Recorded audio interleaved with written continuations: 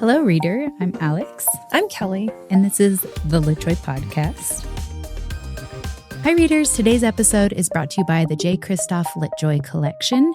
You can shop pins, light boxes, our beautiful Nevernight collection, blankets, lots of really cool stuff with really beautiful artwork on it, all inspired by Jay Kristoff's works. Hi, readers. Today we have the pleasure of interviewing Jay Kristoff.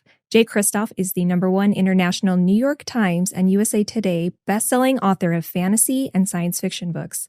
He is the winner of 8 Aurealis Awards, an ABIA, has over 2 million books in print, and is published in over 35 countries, most of which he has never visited. He is as surprised about all of this as you are. He is 6'7" and has approximately 11,000 days to live. He does not believe in happy endings. So welcome, Jay. Thank you for having me. It's awesome to be here. Yeah, and we are excited to chat. We've read many of your books. We've produced special editions of your books. So it's fun to connect with you and to talk a little bit about your writing process and your journey. Yeah. So I'm very excited. So it's very early in the morning here in Melbourne, so I'll try to be as switched on as I can be. It's like 9 o'clock, which is really early for me anyway. I was like, that's not early for ordinary people, but yeah. No, I'm with you. I guess I'm a night person, so I was like, if you want my brain, it's got to be at least at 10 a.m. Or later. Otherwise, not all my cylinders are going yet. So yeah, I learned the other day that I think it's called your limbic system. It's like the part of your brain that processes caffeine isn't actually engaged until about an hour after you wake up. So even if you drink a coffee first thing in the morning, it doesn't actually do anything for you. So you've got me on water, so we'll see how we go. I'm like, thank you for your sacrifice for being here. Yeah. That's awesome. Well, I want to jump in. I want to know a little bit more about what it was like becoming a writer. And so our first question is, when did you know that you wanted to become a writer? Professionally, I was pretty late. I was pretty old. I had kind of written for fun for a long time, but I didn't really do it with a view to get published. I didn't really sit down and start trying to write a book with the aim of seeing it in a bookstore one day until I was probably about 38. I was really old compared to everybody seems to start nowadays when they're like 20, 21, which is amazing to me. I had nothing interesting to say when I was 20 years old. So I was pretty far into the journey. I wrote for a living. I worked for advertising agencies for about 13 years. So that was essentially a writing job. Like I was writing TV scripts to sell people cars and toilet paper and whatnot. But that's not the same as actually sitting down and writing a novel. But yeah, one day I was kind of bored and frustrated at work. So I sat down and started to write a scene, and I had in my head, and that scene became a chapter, and eventually that chapter became a book. So it was a pretty late entry into the game. What was that book? It never see the light of day. It's a bad book. Most first books tend to be bad, particularly ones that you start writing with no particular plan in mind. Like I was literally just sitting at work in my office, bored, and so I started writing. That was it. And I didn't tell anybody that I was doing, and I didn't even tell my wife that I was writing it because I thought it was kind of a silly way to be spending my time. And I didn't go into it with any kind of plan. So it's pretty bad, but it's a vampire book, actually. It's called Cold. And it will never see the light of day. But one of the world-building ideas in that novel ended up being retooled and used in the Empire of the Vampire books. So in a way, it kind of lives on. Very cool. I feel like a lot of authors probably have books that have never seen the light of day. Mm-hmm. It's I'm probably sure common. they do. And I love hearing those kind of stories, though. You're just like, it's in the drawer somewhere in the basement or something like that. But it's bad. It's bad. Are you sure? I would never publish it ever. But I have stolen bits and pieces from it. It's important never to throw anything away. Yeah. Because even if it's a bad book, there's probably a few good seeds in there. So yeah, I have cannibalized bits and pieces here and there over the years. That's good. I feel like also, as a writer, you have to write a few bad books. I think as creators, you have to do it bad a few times first before you can start to do it well, not just in writing, but in anything where you're making something out of nothing. You kind of like have to struggle through it a little bit to learn. Agreed. Unless you're some kind of genius or incredibly lucky, There are some people who kind of hit it out of the park first attempt, but they're very much the exception rather than the rule. I think most of us, kind of stumble our way through the first few hurdles before we figure out how to run. But that's a natural part of anything. You get better at it the more you do it. So keep going. I was going to follow up with something you mentioned where you said you were working for an ad agency. And I wanted to kind of hear about some of your job and career before becoming an author and how any of those jobs have played into any of the books you've possibly written, or have they not? I mean, it certainly makes me appreciative of being able to do what I do now for a living. Working in ads, I have to be careful because I still got friends who work in ads and who run their own agencies now. It was a really fun job for a really long time. It was super creative environment, and you're surrounded by creative people, so it's kind of high energy. And but that comes with a lot of late nights and a lot of weekends. And the biggest problem I had with it in the end was that you're not master of your own fate. You're a servant of a lot of different masters, both within the agency structure itself and the client, which has its own political structures and, Game of Thrones style politics going on, depending how big the organization is. So you're dealing with a lot of variables along the way that can change your idea into something that you didn't envisage. You can write the best script that you've ever written in your life, the coolest idea that you've ever written. And, the client's just having a bad day and they say no to it. And that's the end, it doesn't get any further. So you're not really in control of your own creative output. And it's usually an exercise in compromise. You're trying to make 20 people in this meeting room happy. And so you end up shaving off all the edges, and your idea becomes something that you didn't really imagine. So it was a really cool experience, but creatively, it can be quite a frustrating one as well. So that was one of the reasons why I started writing for myself, because I wanted to have something that was entirely mine, that I could control. And if it ended up being bad, I didn't have any excuses. I couldn't say, well, the client ruined it. If it was bad, it was because I wasn't good enough yet. So that was kind of one of the driving forces for me going up and doing something. But it was a cool job for a lot of years. I'm really grateful for it. I've had a lot of great friends, and it was weirdly enough, it was a really good kind of training ground for being a co-author as well. Because when you're a creative, I worked in the creative department. Usually the way those teams are organized are in pairs. You'll have a copywriter and an art director together in a room, just kind of bouncing ideas off each other all day. And you learn to, accept criticism and have thick skin and learn to work collaboratively. And all of those skills were really useful when I started writing books with Amie. So in a weird way, it ended up being a really kind of boot camp for co-authoring. Yeah. And I was going to say, we had the pleasure of getting to work with you in creating an incredible Nevernight set. Oh, yeah, it's beautiful. It was, I could see the influence of your job, right? Because you have an eye for detail that I haven't seen in other authors that we've worked with. Like you down to the You're saying it's not way enough to say I'm a control freak. No. Let me rephrase this. It's a level of detail that was awesome, because it was like you knew exactly what you wanted and you could describe to us like, here's what I want to change and why, and here's what I would suggest. And it was like easy peasy. And we would good. change. Yeah. Honestly, you were easy, flawless to work with. It was a pleasure. And it was really helpful because you would give us insight in a way that it's like really specific, instead of us just like hoping we got it right and guessing. Like you always know, like you have that design eye that might have come from just a natural talent, honed with your job. But it was such a pleasure to work with you in that regard, because again, you were always complimentary, but you're like, and let's just tweak this little thing. And then it was like, perfect. Yeah. This is great. So, what's wrong? It was great. Yeah. I thought that really played well to the strength of where you are. And do you feel like you have like a say in the design of your covers? Like, I feel like you do now. I don't know if you always did. I do now. Yeah. I'm definitely an exception to the rule again there, though.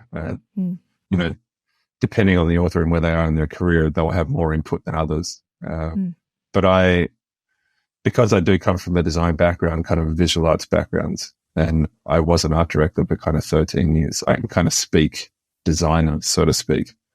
And So instead of, when I give feedback, I can kind of be, I won't be vague about it. I can tell you exactly what it means and why.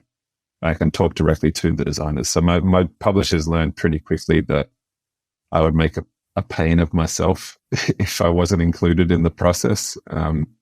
It's just the way I am. And so they figured out very quickly that things just go smoother if I'm included early and get to chat one-on-one with the designers. And I'll often now brief the illustrators just personally because I know them. I've worked with Jason Chan since the first Stormdash, the book in the US. Mm-hmm. And I've worked with Kirby since the first Nevernight book. So those guys, we kind of have a shorthand. We can kind of bounce ideas back and forth.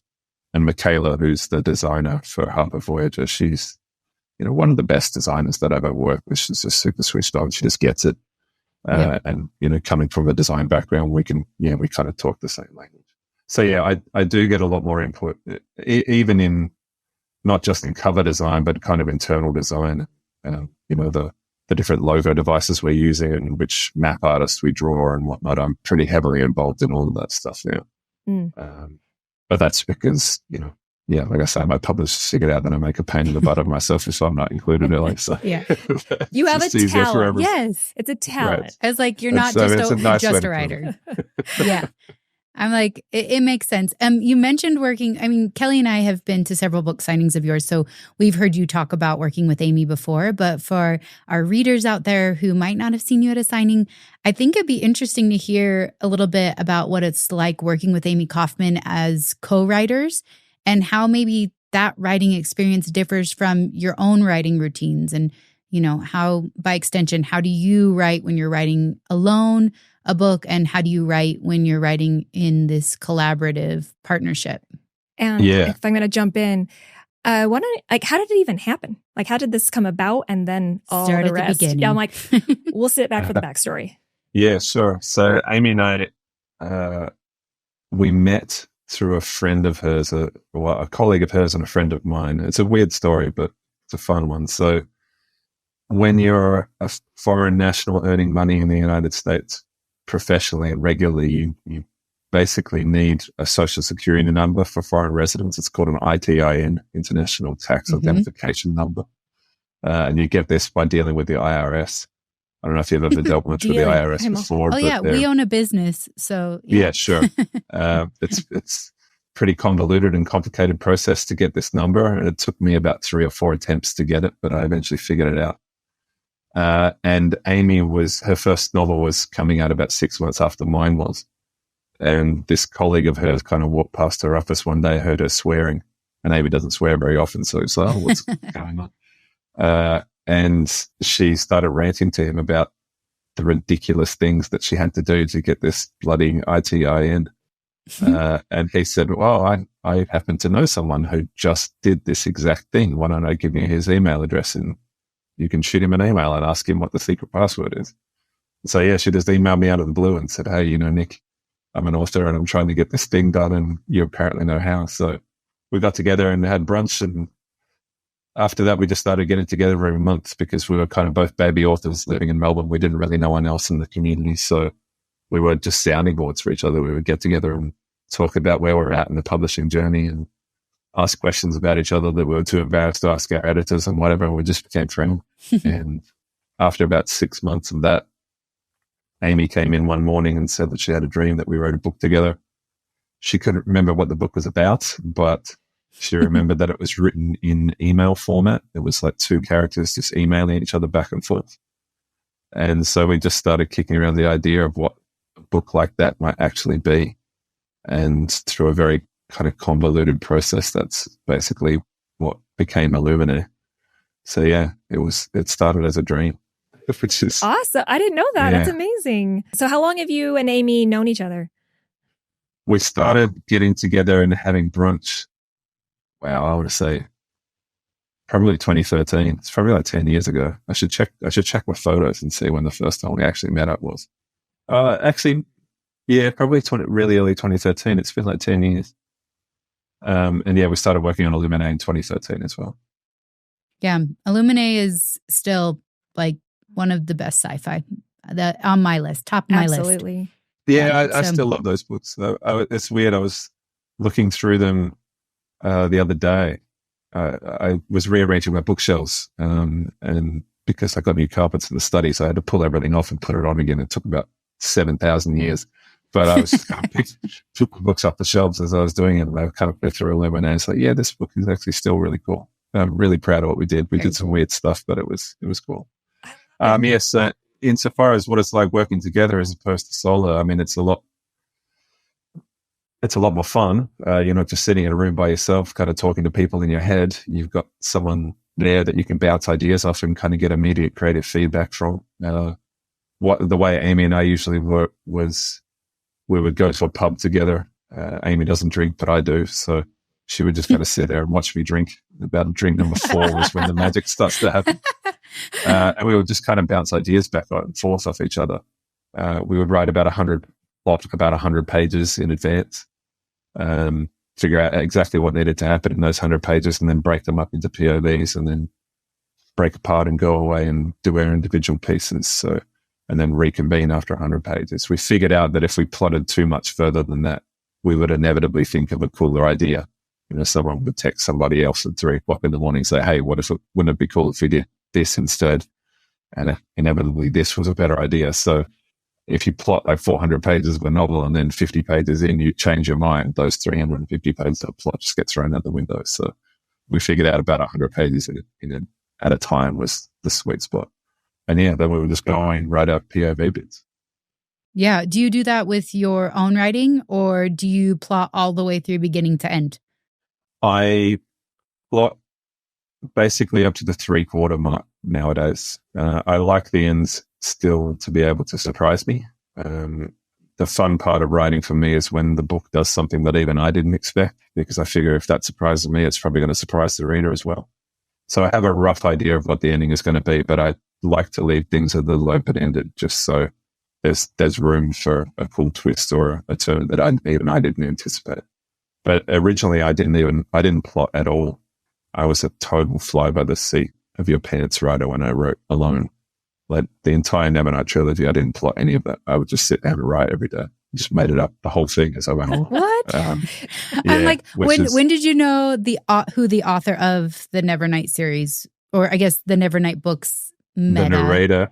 When did you know who that was? I had to decide that when I was finishing book 2. Up until that point, it could have been any one of 3 characters. It could have been... Oh my gosh. I don't know if it's spoiling. It could have been Mr. Kindly. Mr. Kindly was a possibility. Trick was a possibility. And Mercurio was a possibility. For the longest time, I thought it was going to be Mr. Kindly. Interesting. I had no idea. How would he use a pen? I have logistical questions. Go with the magic. That's an excellent question. It's probably a good idea that I did. He grew in his power or something. He could manipulate things now. It's like a superpower you wish you had, that I could just like make the story appear. Maybe he's just narrating to someone else, a very faithful scribe sitting in the corner writing everything down. He's narrating to Trick. Yeah. Yeah, exactly. It's a whole thing. So yeah, for it wasn't until I started working on Empire that I really sat down and started to plot books, because I was finding that when I was just pantsing it, I was taking too many wrong turns. Like the Empire books are just, longer and more complicated than anything that I've written before. So if I took a wrong turn, I would end up wasting a lot more time than was feasible. So in the end, I decided that I had to sit down and, figure out exactly what was going to happen. So I didn't keep turning off into cul-de-sacs. And weirdly enough, the plotting that I had learned, I basically learned how to plot in advance working with Amie. So a lot of that skill set kind of came in handy when I started plotting my own work as well.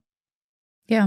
I kind of got that impression from you and Amie, and just seeing interviews with both of you, that Amie seems to be this person who can bring such structure to a process. And was that your experience? Because I know she mentioned she was like, I definitely like structure a lot of the cadence of our writing and getting the book done and like hitting those deadlines. And so I'm curious if that's from your perspective, how it felt in co-writing with her. Yeah, she's definitely the organizational brain. Yeah, she's, Yeah, I mean, in terms of deadline and stuff like that, we're both pretty good.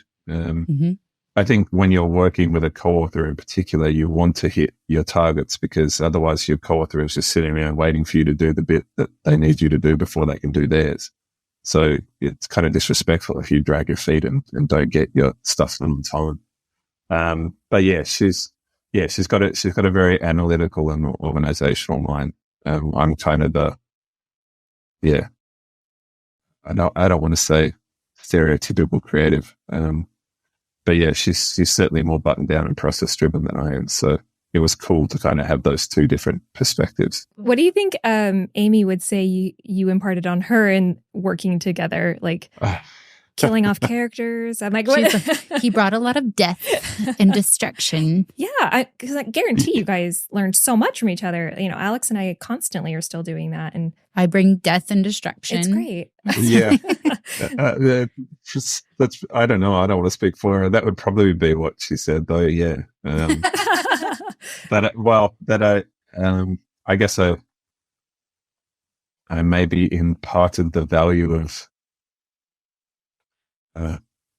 heavy moments of storytelling, bad things happening to characters, not being afraid to break the thing that you've built. I guess there's a touch of darkness that runs through my writing that, you know, maybe wasn't present in hers. Although that said, like Amie, some of the things that happen in Illuminae, for example, the bad stuff, like that was all Amie. She has this angelic countenance and people think that she's super sweet, but she can bring the evil when she wants to, make no mistake. I remember we did have this big, it wasn't really an argument. Amie and I have never had a fight, is the weird thing. We've never really got into an argument about the way the book should go. We've had discussions, we've had disagreements, but we've never, lost temper with each other or anything like that. But we had a big debate, I guess. We were away on a writing retreat with a bunch of other authors, and we were plotting the end of the Illuminae trilogy. We were writing like the finale of Obsidio. And basically I wanted to kill off a bunch of the characters. Because I'm a very big believer in, victory without sacrifice is meaningless as a storytelling maxim. And Amie didn't want to. She felt that was kind of breaking the promise of the book, because, in the first one you think that Ezra is dead, but he's not. It's all good. And so kind of shifting tone for the third book and poleaxing a whole bunch of your faves, she felt like that was kind of a break in tone. And we had this really long debate about it. And we realized about an hour into it, all the other authors that we had been in the room with had kind of just quietly stood up and left the room as we argued back and forth with each other. And they told us afterwards it was like watching their parents have a fight. They're like, we don't feel safe. Yeah. But I ended up winning that debate. And to this day, I think it was the right decision. It was cool. But yeah, I tend to stray dark. I tend to I was the kid at the beach who enjoyed knocking over the sandcastle being built more than building the sandcastle itself. That's the best part of the day. So yeah, she made maybe a little bit of that rubbed off on her. That's funny. Was there ever a moment in your writing career where you felt like, oh, I'm a writer, I'm an author, that's what I do now, that's my job? Because you came into writing, well, you were always a writer, but you came into being an author a little bit later as you describe it. So was there a moment where you're like, wow, this is really happening, this is something that when people Google me, this is what comes up, I'm a writer, I'm an author?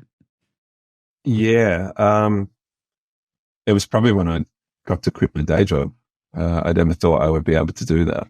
Like the idea that I could do this for a living as opposed to, something that I did on the side was something that never really occurred to me when I first started out. So when I had the opportunity to, in hindsight, it probably wasn't the smartest financial decision at the time. I really wasn't set up for it, but I wasn't having fun at my regular job. And I kind of had a lose my temper moment with my boss and ended up just pulling the pin on the whole thing. But that was kind of the moment, I guess, when I actually got to do it full time, when I got to sit down at my desk in my study and say, okay, this is my job now. I need to do this to pay the bills, to keep the lights on, to make the mortgage repayments and all that kind of stuff. That was a big switch. But even something as cool as just walking into a bookstore and seeing your books on the shelves seeing like a shelf wobble with staff recommendation or something. There's that. I mean, that never gets old. That's one of the coolest parts of the job. Yeah. But quitting the day job was a really big kind of milestone moment. Was that before or after you hadn't published anything? I'm curious as to the timeline. That was, I went full time in 2014. So after the Illuminae deal came through. And in hindsight, that was, I probably couldn't have kept working a day job and do Illuminae because there were, it was just so much more time intensive than most books that I worked on, because in addition to the writing, there was all the design stuff that was happening in the background as well. So it was a big job, and pretty fast turnaround considering. So, and yeah, in hindsight, it was a good thing that I wasn't working full time. I probably would have had a nervous breakdown or something. But yeah, that was 2014. So 10 years ago. Wow. That's a big moment. Yeah. It was awesome. It's like the second best day of my life. Telling my boss she could take my job and restaff it. My wedding is probably number one. But wedding's number one. Okay. I was going to say, like, do I dare ask if it was the wedding? Okay. Yeah, no, it was the wedding. We're not going to get you in trouble. That's a good answer. Yeah, I think when you create your own thing out of nothing, like with LitJoy, I think it was when I paid for my house, my mortgage. Like no longer was it this like side hobby to run a company, even though we've been working 60-hour weeks for 4 years. But you get to the point where you're like, oh, and then here is like the evidence that I'm going to be okay because of this thing I made. So like Stephen King has that great saying. It's like, I'm paraphrasing here basically, but if you wrote a thing, you got paid for the thing, and you used that payment to pay your light bill or something like that, to keep your lights turned on, then you're a professional writer. It is a cool moment. Was that on writing? That sounds familiar. And I think it is. I think it is on writing. That's one of my favorite crafts. That's a good. It's a good one, and it's kind of autobiographical, and which he's a really interesting person, and so it works for him. Yeah, it's a pretty amazing journey that he was on, and he's had some pretty extraordinary things happen to him. I think he would be like of any author if I met them, and I was gonna go full fangirl on them. Like I think Stephen King would be that guy. I would probably just lose my tiny mind. I'm manifesting that in some scenario, you get to meet Stephen King. Just bump into him in the airport. Yeah, he came to Utah, and we saw him. We saw him, and at a signing. Wow. It was like a full auditorium packed, of course. Oh yeah, got it. And he is a hoot. He is just authentic, down to earth. Just says that exactly how he feels it. I don't know how else to explain him. Just salt of the earth kind of a person. Very much. Yeah, so. He was in like Reeboks and Costco jeans. He was just like, hey. Very chill. He was great. And you could just tell immediately that he is very much aware of his own hubris. Like, he knows that he's going to die like everybody else. That's kind of there wasn't ego in the game, but he was just a fabulous speaker. He's so interesting to listen to. And that was one of my favorite signings we've ever been to. It was just to experience like his genius. Yeah. So, that was cool. He's an extraordinary. It sounds like he's one of your favorite authors. Yes. Do you have a specific book that just like really made an impression on you of his books? It's hard picking one. Probably Salem's Lot, I would think. Salem's Lot was the first time that I remember kind of seeing myself in a book. The character Mark Petrie, who's basically this young nerdy kid who reads horror comics and figures out before the adults do that vampires are taking over his town. He's kind of an outsider character, and same as I was when I was his age. I imagine the same as Stephen was when he was his age. So yeah, he was kind of the first time I looked at a kid and thought, yeah, I could probably do that job. But yeah, Salem's Lot, it's also one of the coolest vampire novels ever written. Like, it was a big influence on Empire. And it's probably been, 10, 15 years since I read that book, but I can still quote lines from it. There's some of the scenes in there that will stick with me for the rest of my life.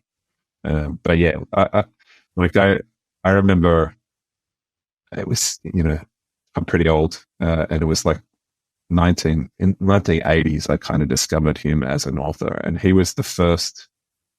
He kind of introduced me to the concept of an author. Like, I knew what books were before then, but I didn't really understand conceptually that people created them, and that a person would make a lot of books and they were all kind of the same. But you would walk into a news agency back then and there would just be a row of Stephen King novels because he was bigger than Jesus. And I kind of realized, this is all the work of one guy. And if I like one of his books, I'm probably going to like the others of his books. So I should read all of his books. So yeah, conceptually, he was the first author that kind of lived in my head. Yeah. So you mentioned seeing yourself in Mark as a character. And I'm interested, from the characters in your books, you've written some pretty formidable and memorable characters. And I am curious, is there any one of your characters that you would want to meet in real life? Or by extension, was there a favorite character to write? I know that's like picking your favorite kid that it's hard to do. So, and any author work that's old is probably going to tell you that the character they're writing right now. Yeah. I mean, ones that, aside from the ones that I'm working on right now, like I love Empire. It's the coolest series that I've ever written. I think Empire the Vampire is the best book that I've ever written. But aside from those, the ones that stick with me the most would be Aiden from Illuminae, just because not only it was a cool character perspective to write, but it was also a doorway into all of that cool design, typography, and graphic elements that we got to introduce into the book. Like thinking of Aiden as the God's eye view for the narrative, and having its damage kind of affects the way that typography and design elements played out on the page was kind of a light bulb moment of that whole series that opened up the door to what it became. So yeah, it was just a really fun space to play in creatively. Sorry, go on. I just wanted to say with Aiden specifically, when I read Illuminae the first time, I listened to it and read the book. So yeah, me too. Sure. Yeah. So I was in a fully immersive experience of like, I was listening and turning the pages. And I got to the page where it just, I think it says I am, but just I am over and over again. Right. And it's Aiden's page. And I just started weeping. Oh, wow. and I just thought that was such an interesting, visceral, like emotional response to this AI. And I think that's the part of the book where like I got it. Like I understood that character and understood how it does have this humanity to it, which is disturbing and interesting. But also, yeah, it just, I felt for that fake character, which all characters are fake, but you know what I mean. Yeah, sure. So, I mean, that's a really high compliment. Thanks for letting me know. It's a weird thing to be pleased that you made someone cry. But it's not that weird. Yeah. I mean, the idea that you can feel anything at all for an imaginary character, something that, just came out of our heads, is a huge compliment. So yeah, thanks. It was a fun space to play in. Mia is also a fave. She's always going to be a fave. Like, so that trilogy was really the trilogy that changed my life. Yeah. Mia is the reason why I stayed a full-time author rather than just a guy who quit his day job for a couple of years and then had to go back. Nevernight was really transformative in that sense. And I meet readers even to this day. I mean, the first Nevernight book came out in 2016, I think. People are still discovering that series today. So it has had a longevity, and she's had an impact that no one imagined. Like no one understood we were working with when I first started writing that book. So yeah, she's a fave. Yeah, I find that oftentimes, I mean, I think every author does and doesn't write their book hoping that it'll be something as prolific or like influential as Mia. Like you always kind of hope, but then you also don't set the expectation. I feel like it could kill the story dead. It's like hoping to win the lottery. Yeah. Yeah. But it's good. Like, I mean, yes, hoping to win the lottery, but you bought most of the tickets. Like that's like, it's a great book. They're fantastic. I mean, immediately when we started doing special editions, I was like, okay, we did Laney's and I love Stranger Dreamer and that will forever be, I think Stranger Dreamer might be one of the best fantasies of all time. I think she's the best fantasy author working today. She's my favorite fantasy author. Really? Yeah, I love Laney. I love Laney. She's incredible. I know. I immediately followed it up though, and I was like, "Well, now we need to talk to Jay Kristoff because I want to do Nevernight." And then I kept making everyone in the team read Nevernight, and they're like, "It's a lot," and I was like, "It's so great, right?" Apologies to the tape. Yeah. Oh no. I was like, "You're all gonna be okay. We'll pay you more for therapy. It'll be fine. Like, It'll just be get fine. to the yeah." I love everything that you write because there's this epic quality to it. Yeah. It's like, this is not like a frivolous book in any sense. Any book that you write, it's got so much depth to it and it's so thought out. Like there's so many nuances, and in Nevernight particularly, the footnotes. Oh yeah, let's talk about the footnotes. I was like, Yes. that just made the book even better. It was already incredible. And then I was just like, this is amazing. Also had to read and listen at the same time because of the footnotes for that one. So the audio book, the weird thing is I don't listen to the audiobooks of my books. I listen to the narrator and kind of get a sense of their read and if they're getting the character right. But I've never sat down and listened to the full audiobook read of one of my books. It's just a weird thing to do. It feels kind of egotistical and self-indulgent. So a lot of authors say that. Yeah. The footnotes in the audiobook of Nevernight, did they? He just reads them. Oh, okay. He's a fantastic reader. Sorry, Kelly, you can. Sorry, I just said I actually didn't realize it was footnotes for a minute. The way the audio reads, and then when I opened the book, I was like, "Oh, this makes more sense." Like seeing the two. And he kind of slightly changes the cadence of his voice, so that you kind of know once I got through the first maybe like 10 chapters of listening, then which Kelly and I just as like a FYI, we listen to a lot of audiobooks because we work so much. And so a lot of times we're consuming books through audio. And I found that by the time I got to about chapter 10, I could tell the difference in the cadence of his voice when he went into a footnote. And usually it ended up, like you could tell it was a footnote by like the second or third sentence when they're talking about like some guy who owns a bar and like was castrated. And you're all, oh, this is a footnote. It doesn't have anything to do with plot. And you're like, perfect. Okay, great. But I am curious, when did you decide, was it like you having these thoughts and you're like, I'm just going to put that down. And then you're like, these should become footnotes. Or did you know from like the first chapter that you're like, I need footnotes? When did you kind of get that impression? I think it came pretty early in the process.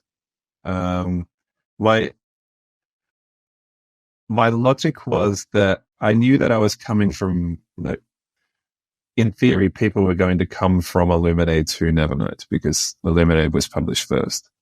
And, they're typically going to be a YA reader. And Nevernight was going to be epic fantasy. There is crossover between those two genres, but sometimes YA readers aren't as interested in the world building and the kind of granularity of it in the same way that an epic fantasy reader was. I personally love that stuff. I love being dorsed up at epic fantasy books that will spend a page and a half talking about why this particular dish is prepared the way it is and what the history of it is. But some people just don't care. So the idea was to compartmentalize the more granular world building parts. So if you weren't interested in why this sword fighting style was named what it was and who the first person to fight with it was, you could just skip that stuff and just roll on with the story. And you weren't missing out on anything important. But if you were the kind of person who enjoyed that level of detail in your world building, you could read the footnote and get a little bit extra.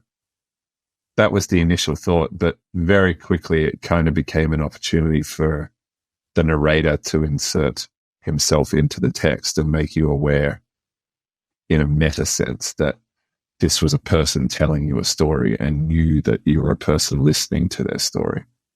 So you could kind of drop hints about the meta structure of the books that becomes a little more clear in God's Grave and Dark Dawn. But also it was a way to be funny. It was probably ended up being the most important part of it because, Nevernight's a pretty dark story. It's a pretty dark world. There's some pretty awful things happening in it.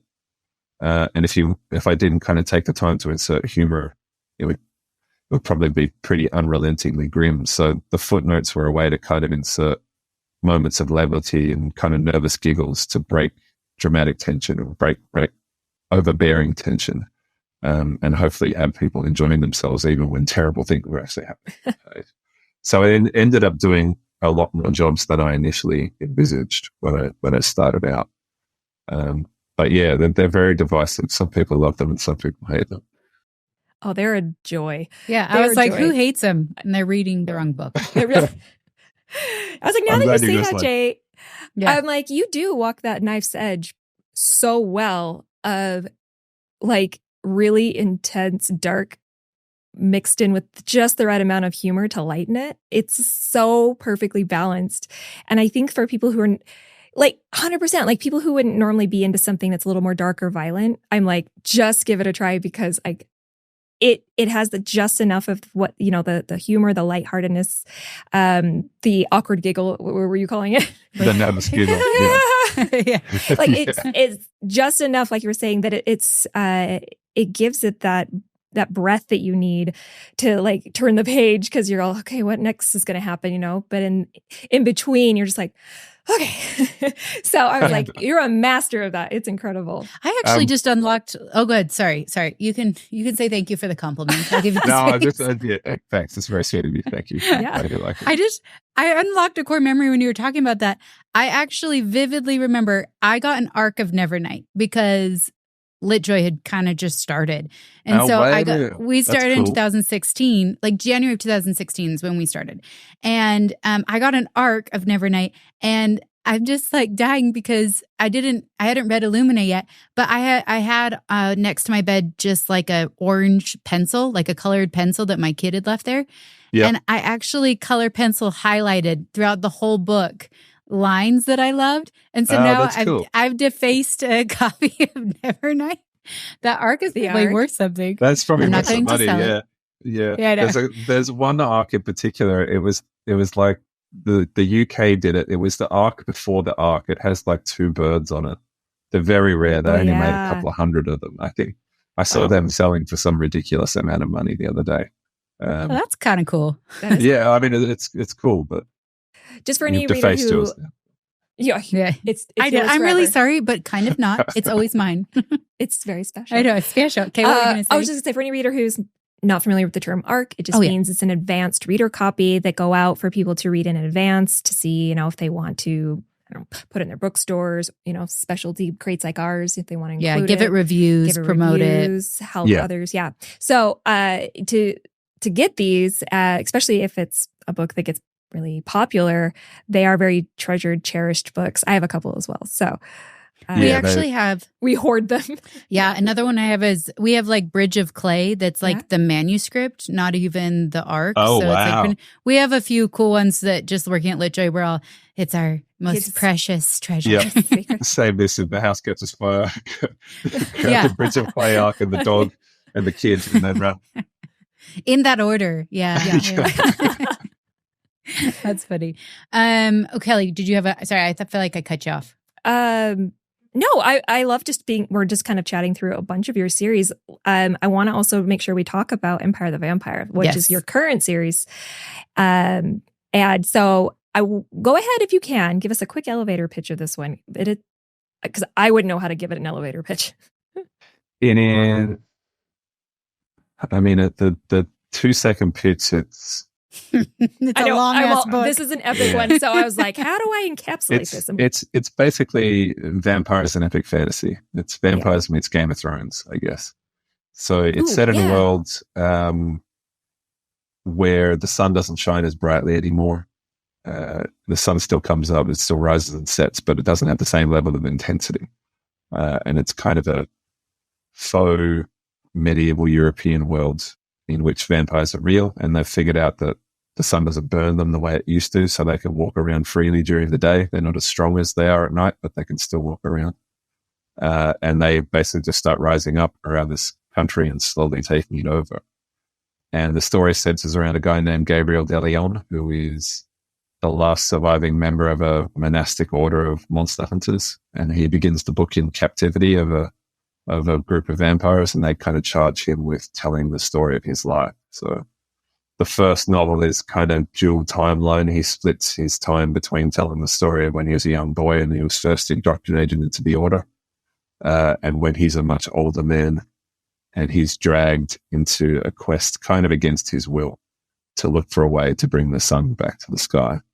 And the tale kind of bounces back and forth between young Gabe and young kind of idealist, God-fearing, faithful, believes he can change the world, plucky Gabe, to old, jaded, bitter, alcoholic, weight of the world on his shoulders Gabe. And hopefully throughout the course of the novel, you're wondering how this boy turned into this old, grumpy man. And yeah, it's basically the story of trying to bring the sun back to the sky. So yeah, vampires meets Game of Thrones. There you go. Perfect. I want to know also how long it took you to conceptualize this, because from my point of view, it sounds like vampires have been rolling around in the noggin for a while. Yeah. And so I'm like, tell me the arc of how this all began and when. Yeah, well, like I said, the first book that I ever wrote was a vampire novel, but that was also like in the middle of Twilight, well, kind of the tail end of Twilight hysteria. So vampires are very much played out at that point. But I've loved them ever since I was a kid. I've always wanted to write a vampire novel, so I kind of waited until the furor had died down and picked my spot to try and bring them back. But I had been planning the novel. I guess the seeds of it kind of got planted towards the tail end of writing Nevernight, maybe back in like 2017, I guess. I started kicking around ideas. I usually start with a few visual ideas. Like I'm a kind of visually minded writer, and I'll have images that kind of pop up into my head and I'll build narratives around them. So games started popping up in my head, maybe 2017. And I pitched the idea to my agent and he liked it and we went from there. But in terms of the writing process, it probably took, I'm going to say 3 years to write that book. Not constant 3 years, like I was working on other projects as well. We were wrapping up. We're writing Aurora, and I was working on the Life Like series as well. So I had other things on my plate, but over the course of about 3 years, that novel kind of came into the shape that it ended up being. It was the hardest book that I've ever written in my life. It was the most complicated just in terms of scale and scope and word count. But also the places that I went thematically were a little bit heavier than places that I had been before. So it was a super fun and super unfun book to write at the same time. But yeah, I'm super proud of it. I think it's the best thing that I've ever written. So yeah, it was worth it in the end. Yeah.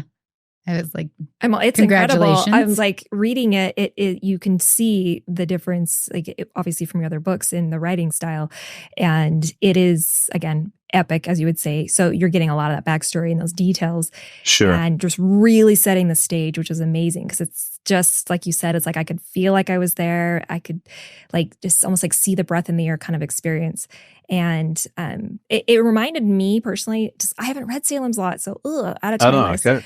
But I've read, Anne Rice, Interview with the Vampire, and Vampire Lestat, and it had that kind of a feel to me where 100%. It just it has a different type of depth to it than, like Twilight. That's not a great example, but just any other vampire book I'd read before. And because I've read a lot, I run a book club and that was popular. Everyone wanted to read all these vampire books as they were coming out. So I read all of the vampire books that were popular at the time. And then that's when I started reading Anne Rice, and I'm like, oh, this is like that's a whole different game. Yes. And that I was much more drawn to that. And so, sorry, I keep asking all these questions. You're great. I was like, okay. I love the vampire. I love it. I love the Vampire Lestat or Interview with the Vampire. Interview. They're both I think great. That's my favorite vampire novel ever written. Interview with the Salem's Vampire? Lot would be up there. But Interview, is an extraordinary novel. That was one of the I kind of sat down and studied the craft of 3 novels before I started writing Empire, kind of with a view to figure out how the author was doing what they were doing. One of them was Name of the Wind by Pat Rothfuss. One of them was Blood Song by Anthony Ryan. And the last one, and probably the most important, was Interview with the Vampire by the Lady Anne. In terms of the way that narrative builds and the devices that she's using, you don't even really see them. You're not really conscious of them until you kind of go in and study them in depth. But yeah, that book is truly extraordinary. It's one of my favorite novels of all time. Have you read The Vampire Lestat then as well? Or Yeah. I read up to Body Thief. Body Thief was kind of where I felt like it had run its course, and I checked it out. Like, we're done.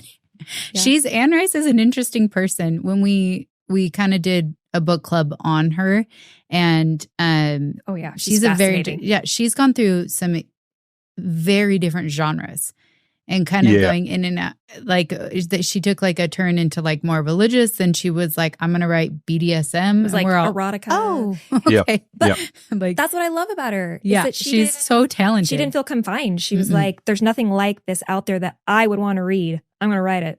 Yeah. And she didn't let any genre hold her back. She was just writing what she was a true badass. Oh yeah. I know. I was so sad when she was an her. extraordinary talent. It's very sad that we lost her. Yeah. But Empire would not exist without Interview. I say that as loudly and as often as I can.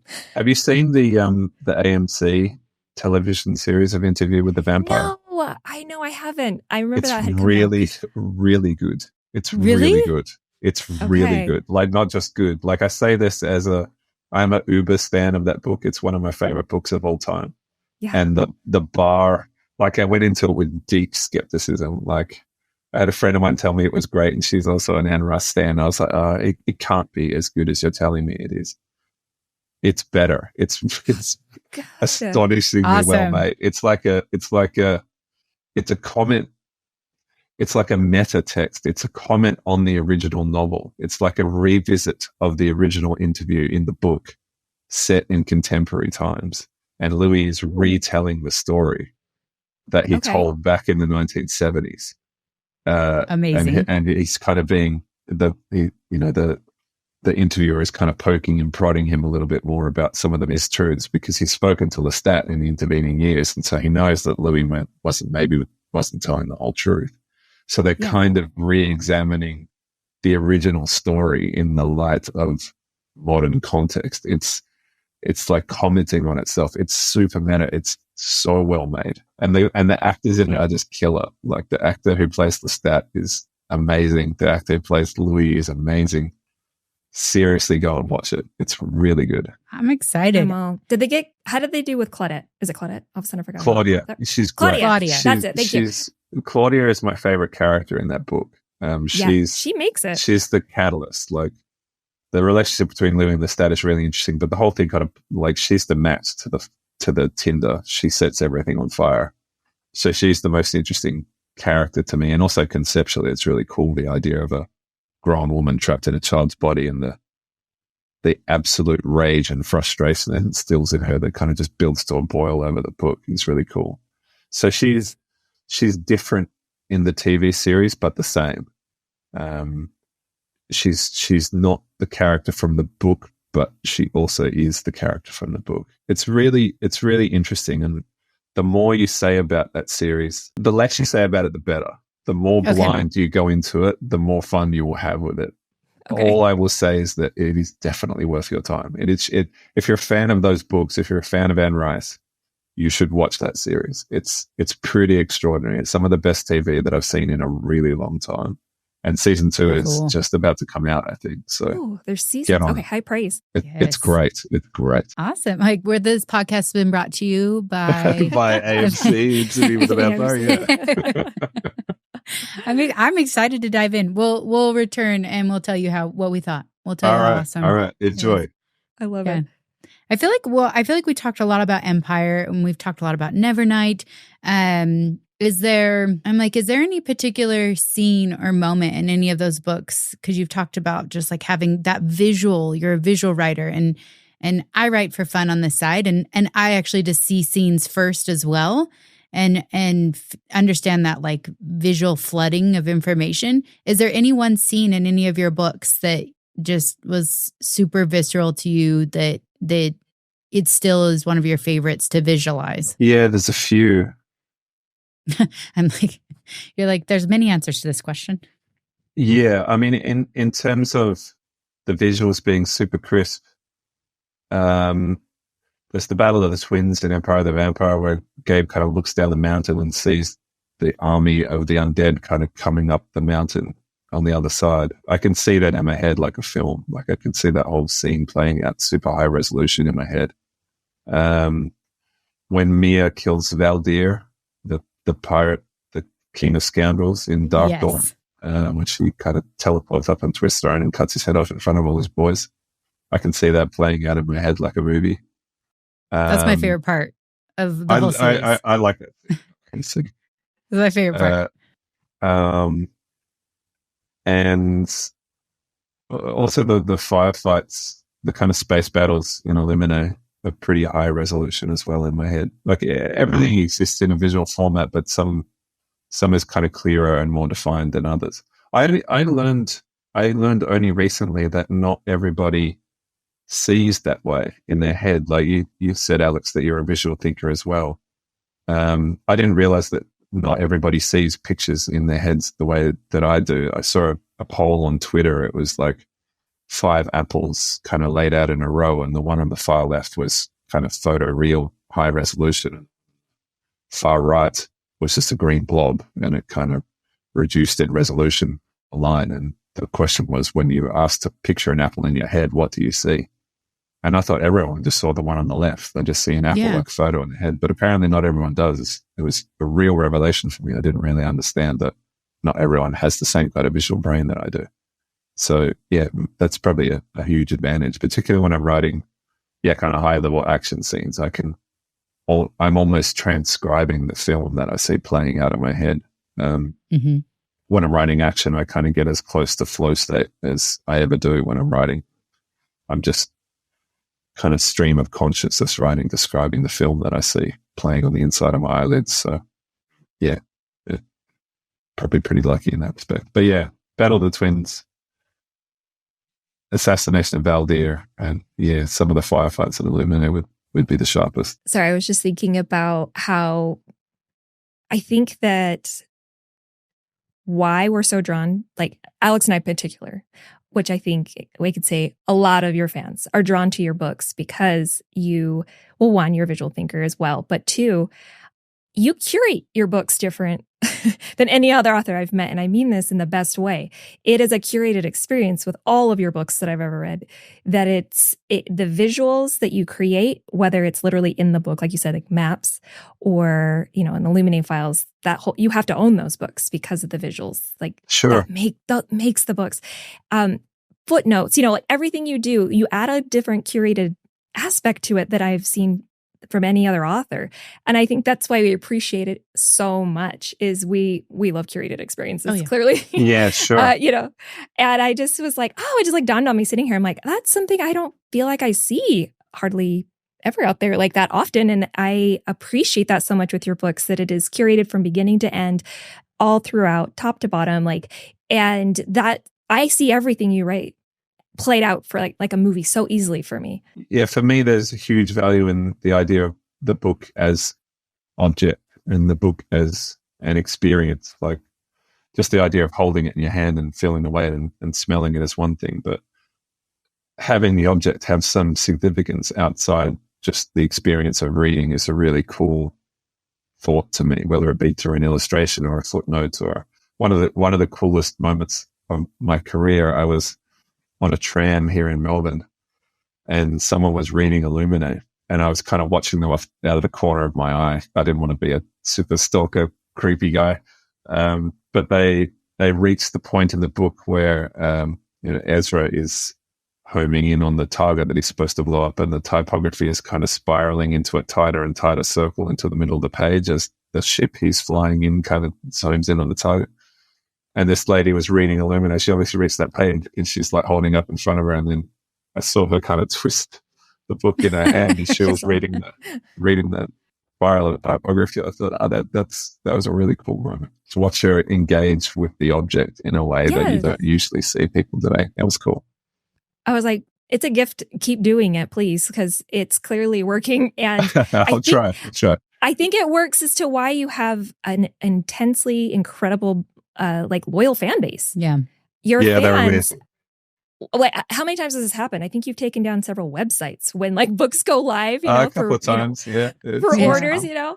It's amazing. And so I was gonna just kind of pivot about that because I wanted to hear a little bit about some of your fans because I know that they gift you things, or that it's very common. I feel like with your books in particular that people get tattoos.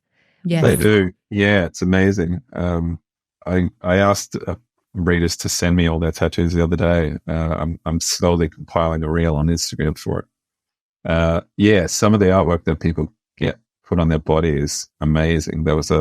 I just did a couple of appearances in Spain a few weeks back, and there was a gal who came along to the signing, and she had like a full Nevernight sleeve that she had only had done a few weeks before.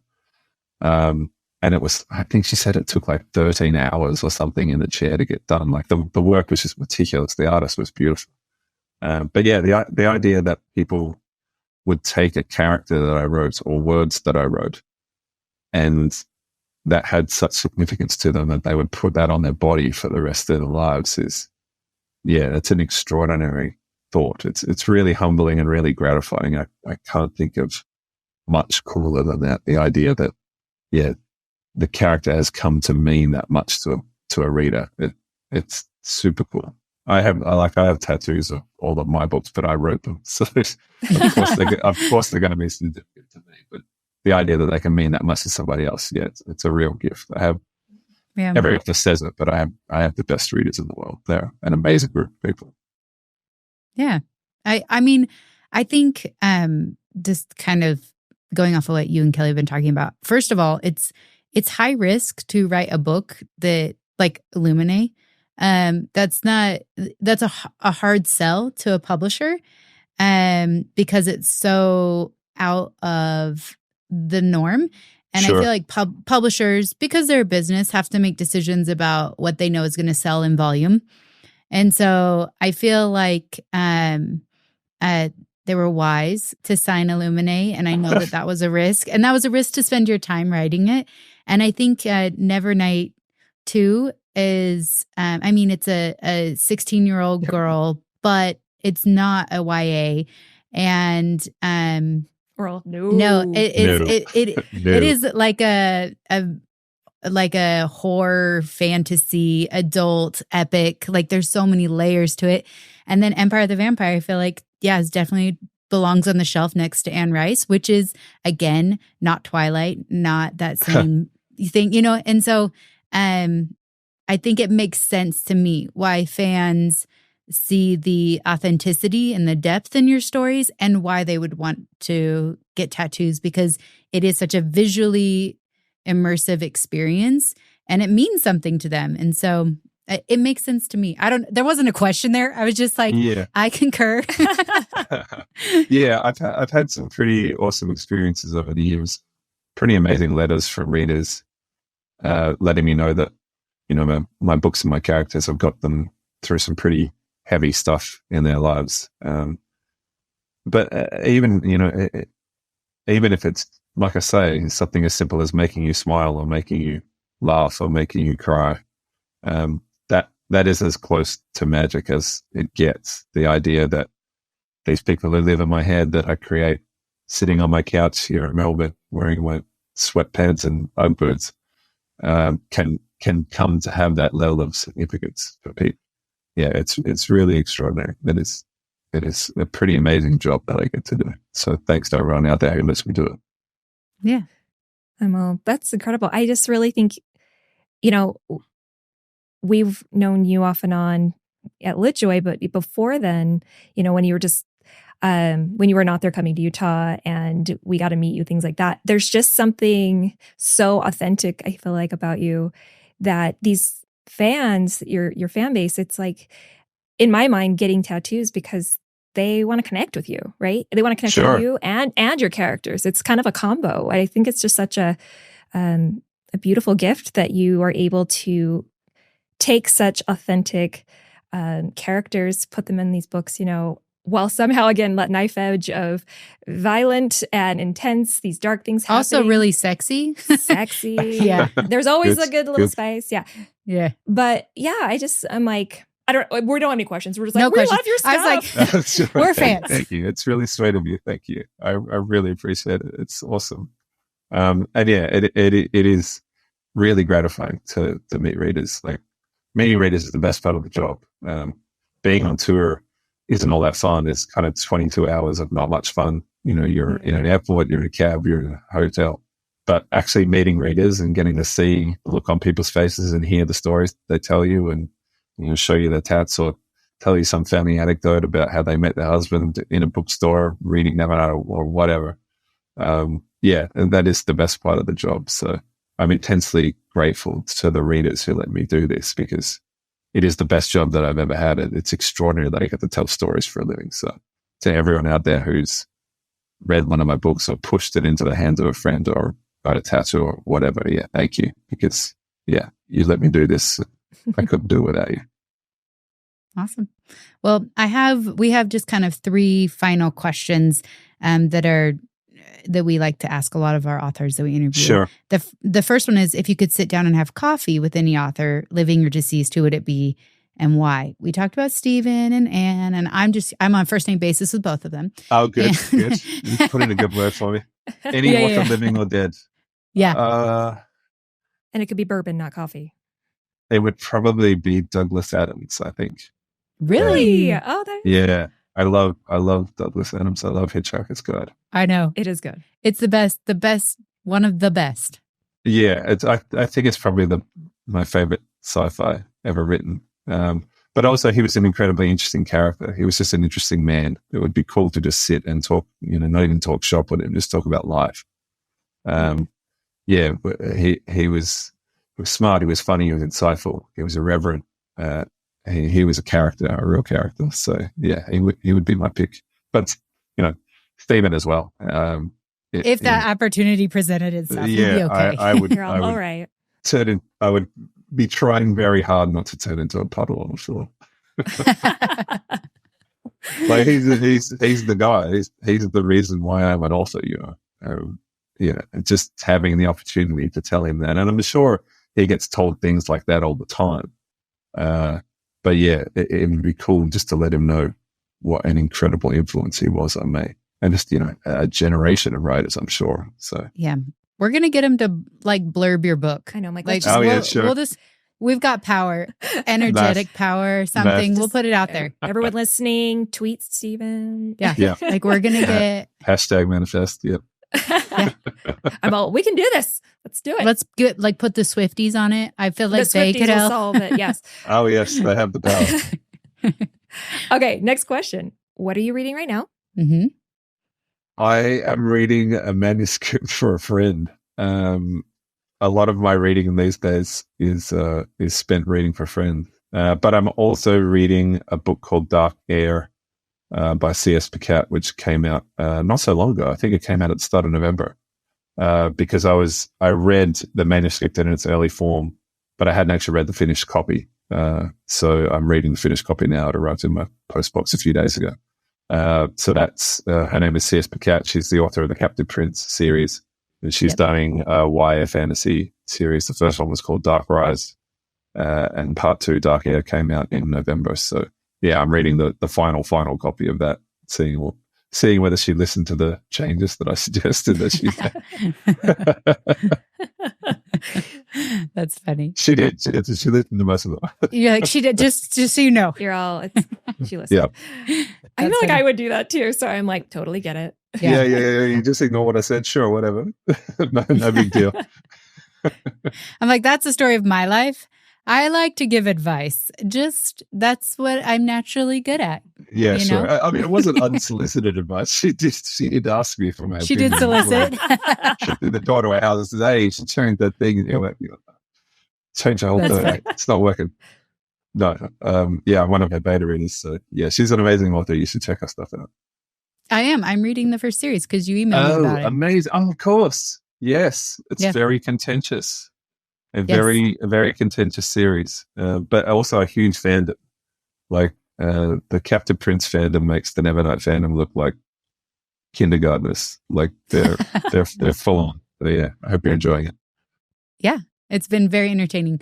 We do have one final question, which I feel like you've given lots of recommendations. So you can just say, refer to my last recommendation. But we do have as a final question, what book do you recommend to anyone? So just a general book to anyone. That is a tricky one. My favorite fantasy novel in recent years is Stray's Dreamer.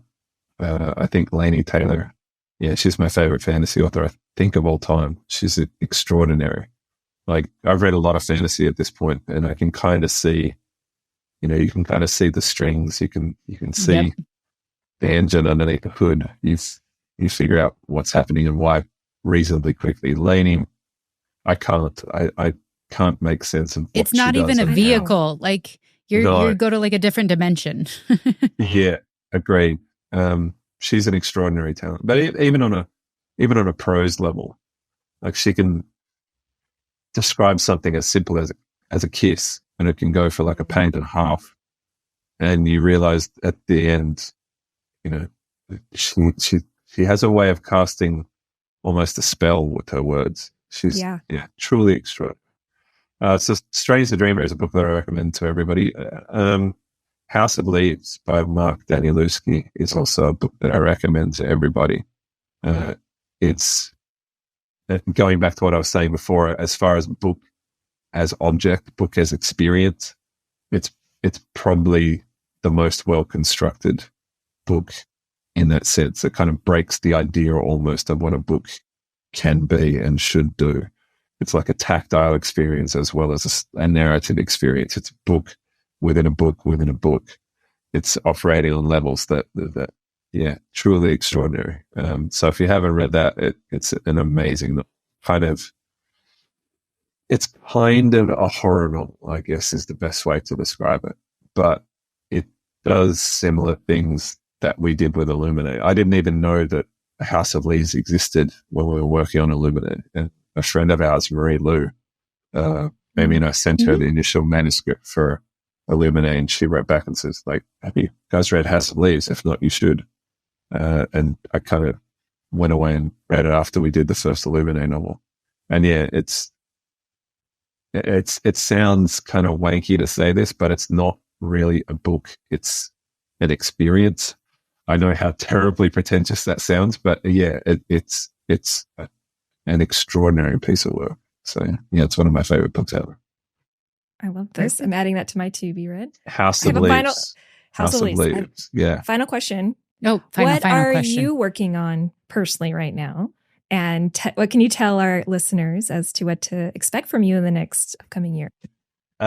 So I'm working on the third Empire of the Vampire novel. Number 2 is all kind of done and dusted. And I think it's off to the printers very, very soon, if not already. So yeah, I'm working my way through book 3. I'm trying to get 100,000 words done by Christmas. So keep your fingers crossed for me so I can take a couple of weeks off. So yeah, that's going really well. We also announced a couple of weeks ago, I've done a little bit of work for DC Comics. I was like a comic book fan since I was a little kid. And I'm buddies with one of the bigger authors at DC, a guy named Tom Taylor. And he kind of threw an opportunity my way. And I was in between. I had handed in the manuscript on book 2 of Empire, and I was waiting for edits to come back. So I had this kind of window in which I could do something just totally different. So I wrote a 6-part comic book series, which is coming out, I think in June next year. We're kind of doing the artwork for it now. And a guy named Tieso Cons, he's a Spanish illustrator. He's doing really cool artwork for it. It's kind of, I always have to do something a little bit weird and a little bit special and a little bit extra in that way. So the artwork and the premise for the book is a little bit different than a regular comic book, but we get to talk a little bit more about that in detail in the new year. So yeah, that's coming out in June. And I started working kind of in terms of world building and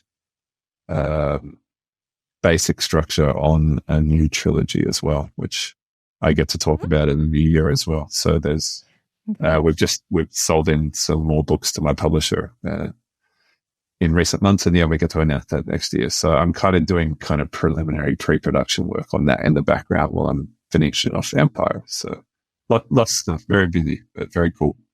This is very exciting for all of us. Yeah. Very cool. And we're also just starting to talk about tour as well. So I'll be on tour for Empire of the Damned. I'm going to be traveling over to the UK and to the US. So we're working out all the tour details there. So yeah. I was like, busy, are you coming to Utah? Do we need to plug Utah? Do we need to provide a facility? Do we need to host you in Utah? There's so many questions. I don't think I'm getting to Utah this time. I'm putting it out there. Only there a week. Oh, that's fast. In the US. It's pretty quick. It's a big country. 7 days. It is huge. Yeah. We're still organizing final details, but I don't think I get to Salt Lake this time, sadly, which is a bit of a bummer. I'm like, how far west are you coming? Let us know. We'll figure it out. I'll probably be in Seattle, almost certainly. I'm not sure how far that is from Utah, though. Yeah. I'm from Seattle. Yeah. I grew up in Seattle. Okay. All right. Mm-hmm. Well, I think Seattle is like 99% definite at this point. So maybe we'll catch up there. That would be awesome. We're all trip. I was like, I know. I love Seattle. Seattle's about an hour and a half flight from us. Yeah. Okay. All right. Could you like jump into a car and drive? How long would it take to drive?